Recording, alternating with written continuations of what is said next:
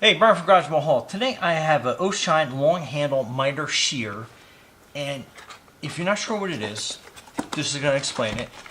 So it comes with a second blade right off the bat, and then here is the shear itself. Now I am going to show you actually how to change the second blade on this when needed. They are very sharp. They come very sharp, so definitely be on the careful side. So, to give you an idea, so this is your shear, and it has all these angles on it. Let me see if I can't hold that a little bit higher so you can kind of see the angles on that. And then I'll explain them. So, that's a 45, 60, 75, 90. I love how it kind of clicks and locks. 105, 120, 135. So, pretty neat. So, like, let's say you got a piece of trim. Oh, and safety is right here, so that will release that. So let's say you have a piece of trim that you want to cut at a 45-degree angle. You don't want to get the miter saw out or anything else. Simply just kind of line that up and then basically cut. And it does take a little bit of hand strength, but it makes a nice, you can tell, a nice clean cut on that. Okay, so then that's the piece that came off. Little triangle, so you can tell like the cuts are really nice and accurate. So that's that type of trim. And it comes in handy too. Instead of getting a miter saw out, then you're sawing and drive you crazy. So here is the corner piece, and these are always tricky. So see how it's kind of like at. See if I can get this straight on without knocking the studio over. So it gives you an idea of that angle. So you don't want to cut down like this. You want to cut up with the high side facing on the fence. And the same thing. You just kind of gently go through it, and then it'll cut nice and clean. I mean, look how nice and clean that cut is. And then that gives you like a perfect angle on that. I mean, absolutely awesome. Just kind of like mess around with that. So, but that was the original piece. Just to let you. So that's a 45. Let's say you wanted to do a 75-degree angle. Same thing. Have the big piece up on the fence, and then you're basically just cutting down right through it, and then nice, clean cut on that. So that's how you use that. Let me get this piece of trim out of my way. Now, you got to keep these blades nice and sharp so they cut properly. So when the time comes that you got to basically change this blade out, which it comes with, spare blade, really easy. So you need an 8mm wrench. So you have a nut on this side, so the top side. So what you want to do is you want to get your, you can even use like a ratcheting wrench. So you want to ratchet this down, loosen this bolt up, and again, very careful, it's nice and sharp, and then you want to tap this bolt out. And it might need a little TLC, work the handle a little bit.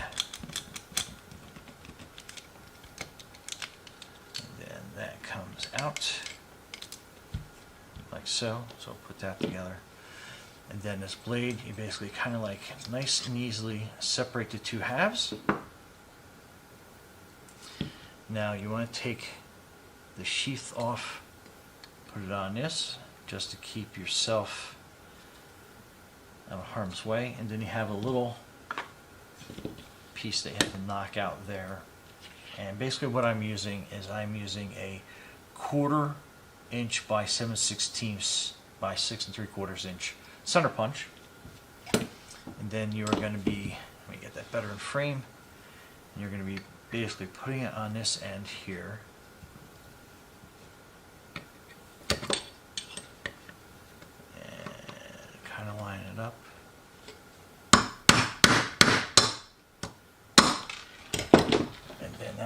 pop out that center punch piece.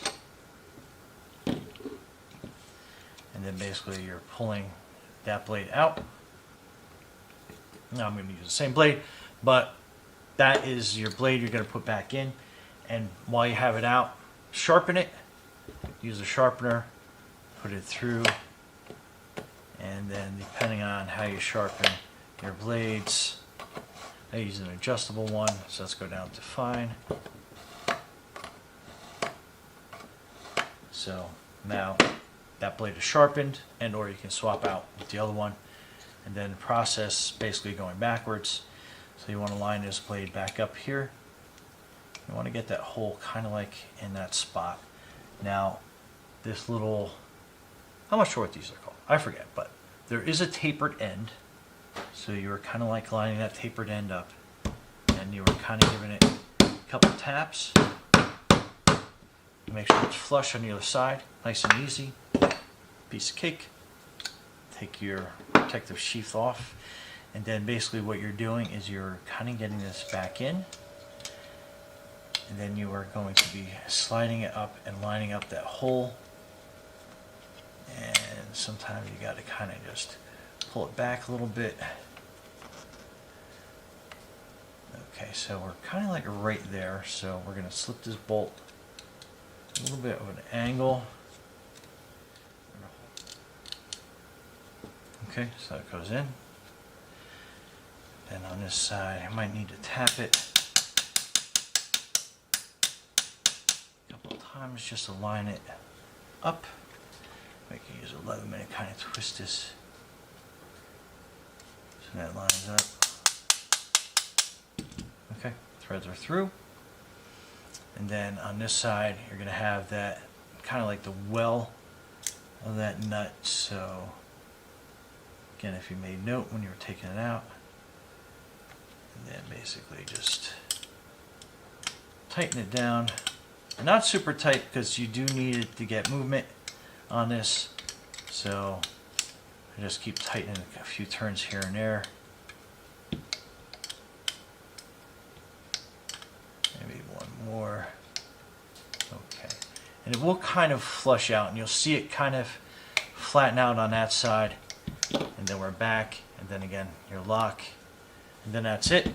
Put this away nice and secure. But yeah, pretty simple, pretty quick, super easy to use. Absolutely love this thing already. And yeah, Brian from Garage Mahal with your O'Shine long handle miter shear. So thanks for watching, and be safe out there.